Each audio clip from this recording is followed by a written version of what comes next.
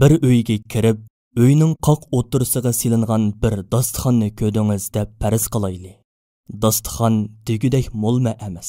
Ustida faqat bir burdinon, ozroq zaytun va bir stakan suv bor. Acaba biri sizlarni bu dasturxonning tasaddubi o'zligidan shu peti paydo bo'lib qolganligiga qoyil qila olamdi? Acaba butun dunyo ahli birlashib bu dasturxonni hech kim tayyorlamadi. O'z ichida mushundoq paydo bo'lib qoldi desa, sizlar ishonamsizlar yoki hammasiga kulibla qo'yamsizlar? Albatta ishonmay kulibla qo'yasizlar. Chunki bir dasturxon har qancha oddiy bo'lsa-mu o'zligidan paydo bo'lib qolishi mumkin emas. Endi mundoq so'rab boqayli. Acaba eng oddiy bir dasturxonmi o'zligidan paydo bo'lib qolmagan yerda yer yuzi dasturxonining o'zligidan mushu holatga kelishi mumkinmi? Darvaqa bu dunyo bir mehmonxonadirki, yer yuzi uning dasturxoni. Bahor fasli bo'lsa, u dasturxonning bir dasta gulidir. Har bir bog'chani bir qozon desak, bu dasturxonda millionlagan qozonlar bor. Har bir daraxtni bir qop desak, bu dasturxonda milliardlagan qoplar bor. Hasal harilari bu dasturxonning tatliq turumchisi. Dengizlar bu dasturxonning yangi go'sht ombiri. O'shkilar, qo'ylar va inaklar bu dasturxonning sut buloqlari. Yer yuzidagi butun insonlar bu dasturxonning mehmonlaridir. Mushundoq bir dasturxonning tasaddubi paydo bo'lib qolishi va har maxluqning o'ziga loyiq rizqni mushu dasturxondan topa olishi mumkinmi? Yer yuzi shundoq hashamatlik bir dasturxondirki, bir bahor faslida dunyoyimizga avatilgan yemekliklarni agar kuchimiz yetsa, vagonlarda to'shib baqsaq, bu vagonlarning uzunligi yer shari bilan oy orasidagi musofaning 130 hassiga, yer shari bilan quyosh orasidagi musofaning 3/1 hassiga to'g'ri keladi. Bundaq bir poyezni faqat to'xtatish uchunla hozir bor bo'lgan poyez yo'llaridan 40 hassa uzunlikda relis yasashga majbur bo'latdik. Endi bu yer shari dasturxonidan bahrlangan maxluqlardan bir qancha o'rnak olayli. Bir binoning 6-qavatiga 200 litr suv ochmoqchi bo'lgan biri har qitimda 10 litrlik 2 bak suv ochqalaydigan bo'lsa, 200 litr suv ochqish uchun binoning 6-qavatiga jam'i 10 qitim chiqib tushishi kerak.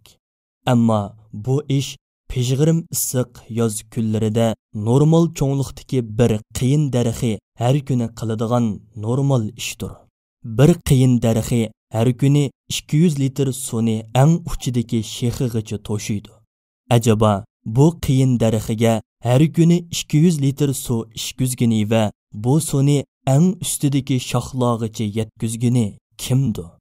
1 gektar ko'lamdagi qorong'u o'rmonlikda taxminan 25-30 metr egizlikda o'sgan 400 tüp atrofida bok daraxi bor desak, bu daraxtlardan parga aylanadigan suvning miqdori yoz faslida 2000 tonnadan olqib ketadi.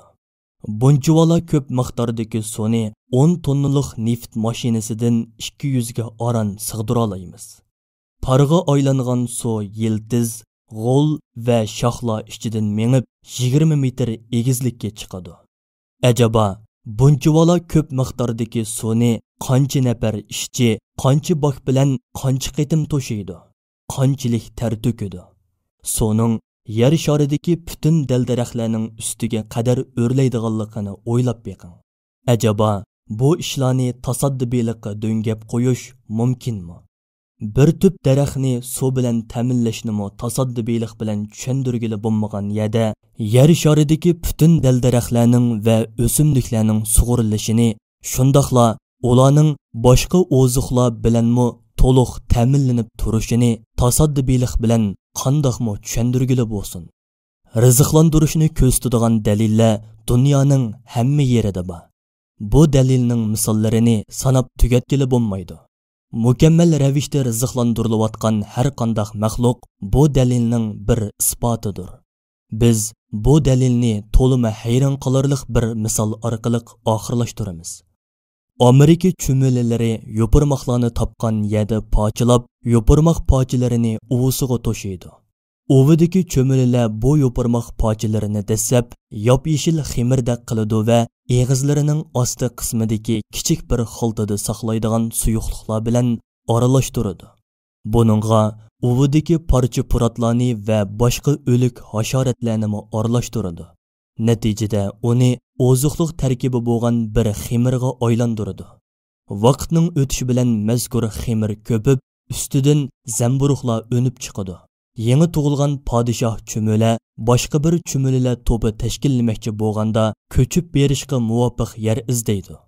Muvofiq yerni topganda eg'izidagi xaltasida oldin ola tayyorlab olgan zamburuq azmisini chiqaradi. Ondan ashu zamburuq azmisining ichiga tuxum chiqaradi. Ondan keyin bu tuxumlardan bir qanchani chaqadi. Bu tantanalik ishning sababi ma'lum mezgildan keyin tuxumdan chiqadigan cho'mililarning oziqlarini oldin ola tayyorlab olishdir. Boshqa hayvonotlarni qo'yib turib, faqat ashu yangi tug'ilgan cho'mililarning oziqining ularga naqadar muvofiq vaqtda yetkaziladiganligi haqida fikr yurgizsak, Allohga iymon etishga kifoya qilmasmi?